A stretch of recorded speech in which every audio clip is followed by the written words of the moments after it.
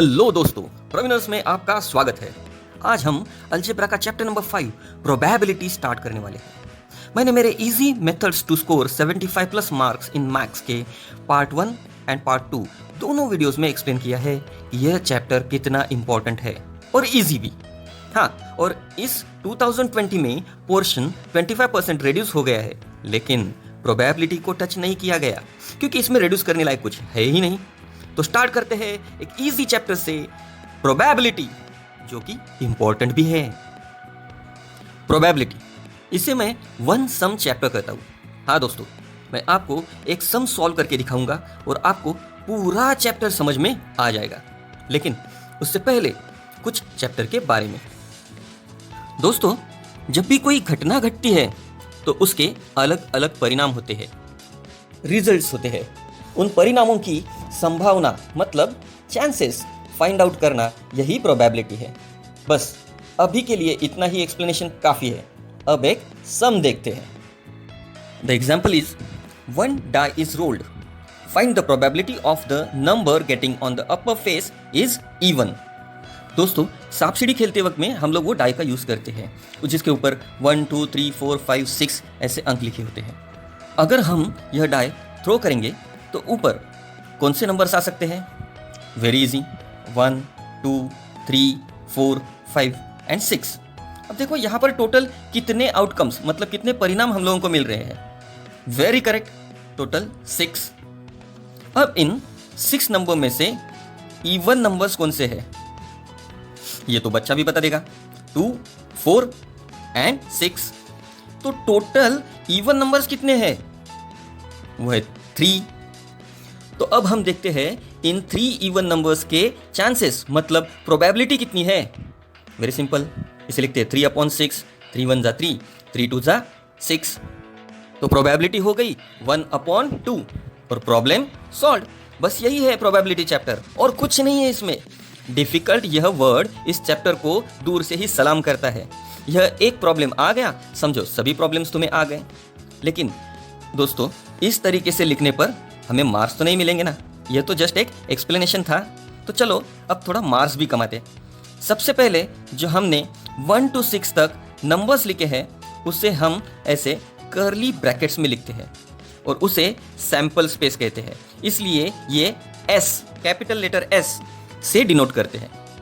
अब इस S के अंदर ये 6 नंबर्स थे, इसलिए number of elements in S, n of S equals to 6। बहुत ही आसान है। अब इवन नंबर्स का मिलना यह एक घटना थी, एक इवेंट था। इस इवेंट को हम A एज्यूम कर लेते हैं। तो again A equals to curly bracket के अंदर 2 4 6, और इस A इवेंट में 3 एलिमेंट्स थे, इसलिए n of A equals to 3। और अब प्रोबेबिलिटी का formula P of A equals to n of A upon n of S equals to 3/6। Therefore, P of A equals to 1/2। देखा दोस्तों, सब कुछ वही है, जरा ठीक से फॉर्मेट में लिख लिया और मार्क्स अपने पॉकेट के अंदर। है ना एकदम इजी चैप्टर। तो दोस्तों, ऐसे में अब बोर्ड क्या करेगा? वो आपको इस चैप्टर में एंगेज करने के लिए अलग अलग क्वेश्चन आपके सामने लाएगा, अलग अलग एग्जाम्पल्स आपके सामने लाएगा। जैसे कि एक कॉइन टॉस किया, या फिर 2 coins at a time toss किए,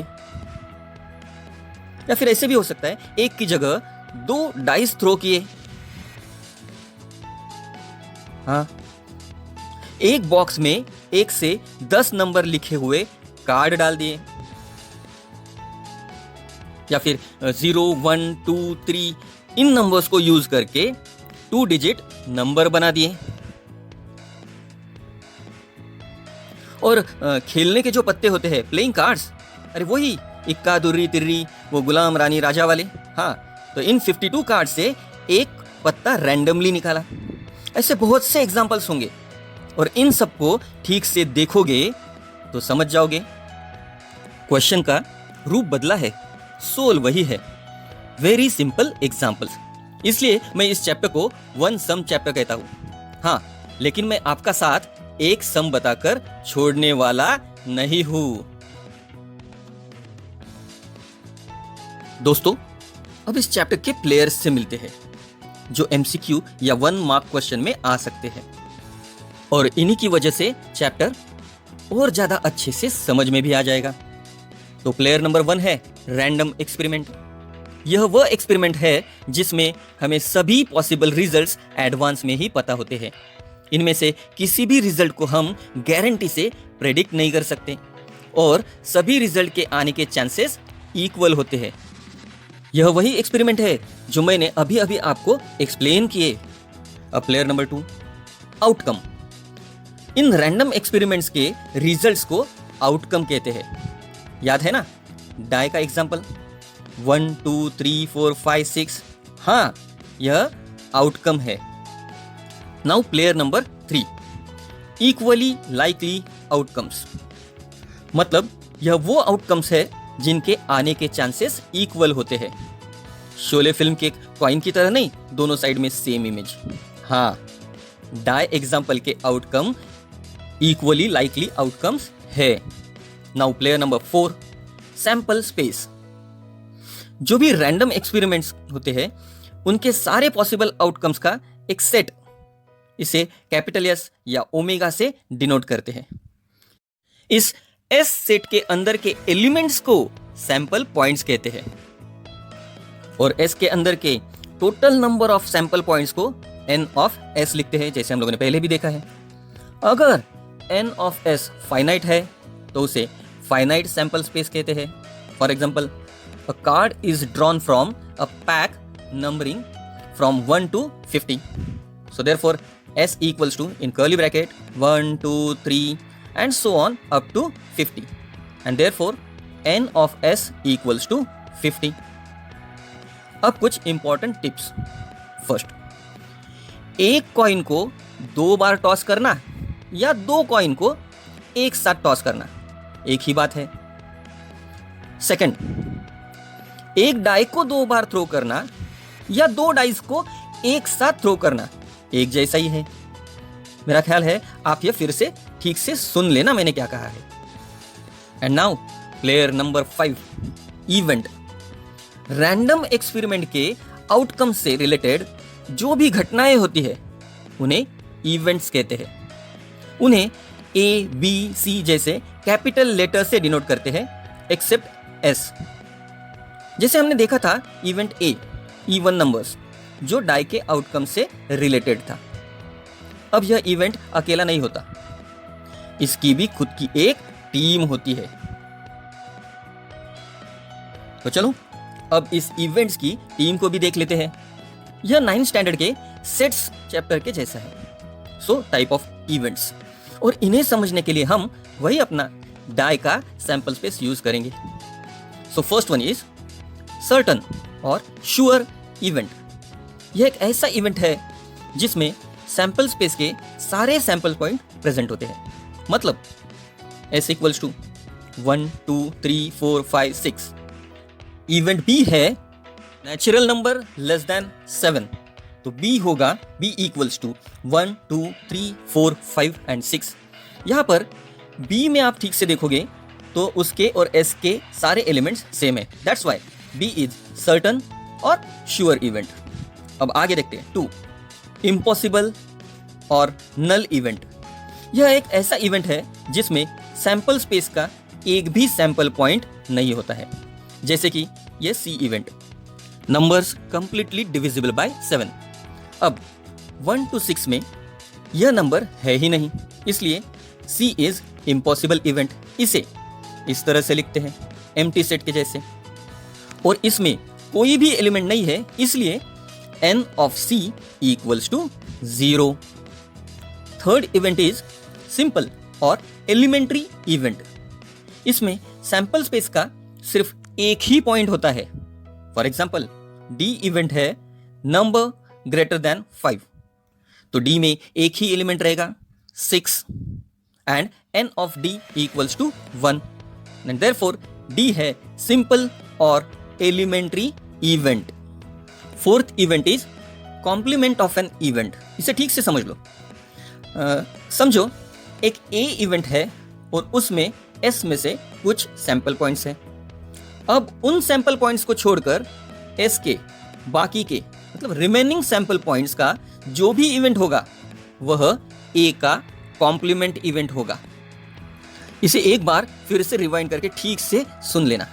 इसे ए डैश और ए रेस टू सी या किसी और लेटर सिवाय एस और ए के लिख सकते हैं। आसान शब्दों में एस में है लेकिन ए में नहीं है। For example S equals to 1 2 3 4 5 6 and therefore n of s equals to 6. Now a equals to 2 4 6 even numbers, n of a equals to 3 and therefore a dash equals to 1 3 5. Complement of a, n of a dash which is equals to 3. Next event is mutually exclusive event. अगर एक ही example के किसी भी दो events में एक भी sample point common नहीं है तो वो म्यूचुअली एक्सक्लूसिव इवेंट्स होते हैं।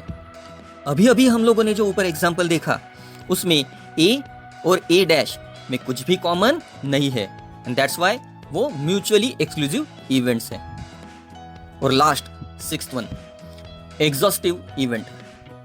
अगर दो या दो से ज्यादा इवेंट्स का यूनियन एस बन जाता है तो वो इवेंट्स एग्जॉस्टिव इवेंट्स होते हैं। Let us suppose S equals to 1 2 3 4 5 6, A equals to 1 2 3 4 and B equals to 2 4 5 6. Now A union B equals to in curly bracket 1 2 3 4 5 and 6. दोनों को मिलाकर रिपीटेशन इज नॉट अलाउड। अब A और B का union S बन गया and therefore we can say A and B are exhaustive events. इन सारे player से मिलने के बाद अब चलते हैं फाइनल गेम की तरफ।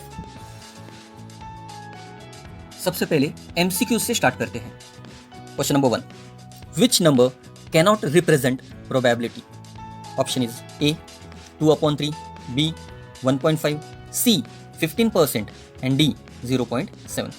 दोस्तों, कोई भी नंबर जिसमें numerator is greater than denominator और परसेंटेज में देखेंगे तो द परसेंट ग्रेटर देन 100%, ये सब प्रोबेबिलिटी को रिप्रेजेंट नहीं करते। तो अब देखते हैं इन चारों में से 1.5 का मतलब है 15/10 और 0.7 का मतलब है 7/10। तो चारों ऑप्शन ठीक से देखने के बाद पता चलता है 15/10 प्रोबेबिलिटी को रिप्रेजेंट नहीं करता। So answer is B. Now question number 2, a die is rolled.